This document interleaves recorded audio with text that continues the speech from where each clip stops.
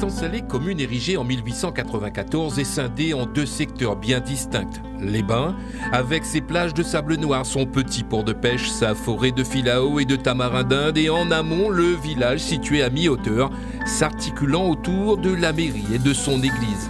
Ici, vivent plus de 14 300 habitants.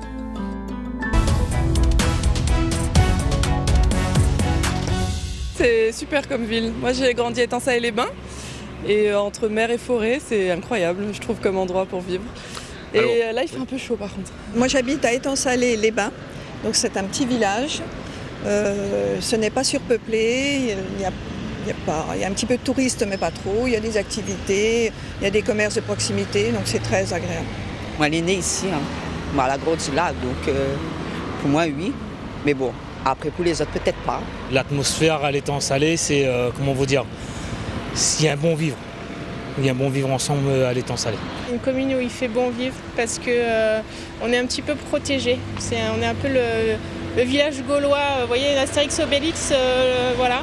C'est un peu ça la sensation. On est en même temps en ville, on a tous les services qu'il faut. Et en même temps, on a la forêt, on a la mer, on a un accès 4 voies très facile.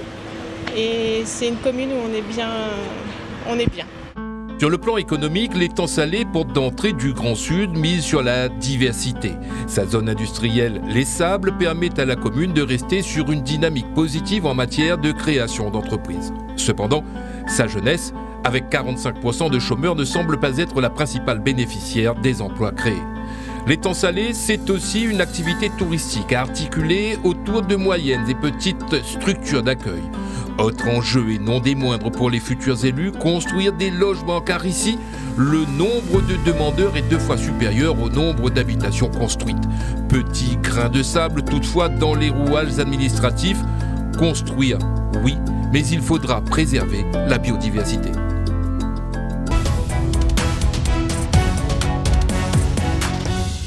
Quelle mesure que je prendrais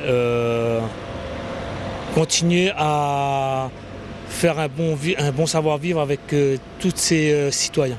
Je crois que avec le préfet, je prendrai une mesure concernant les chiens divagants. Ça, c'est quelque chose qui... Je les empêcherai aussi d'aller sur la plage. Ils sont dans le bassin pirogue, ils font des crottes partout. Je laisserai la plage aux enfants. Je mettrai plus de pistes cyclables, mieux dans la ville là, pour qu'on puisse passer, parce que je fais beaucoup de vélo. Une mesure, on est un peu embêté au niveau, pas sécurité, mais au niveau troubles du voisinage ou de l'environnement, on va dire, sur tout ce qui est scooter, moto et des jeunes sans casque qui circulent un peu dangereusement sur nos routes. Moi j'habite sur le quartier Chenon et c'est un peu fréquent, on est un peu, par rapport à nos enfants qui peuvent circuler à pied en rentrant de l'école, on n'est pas rassurés.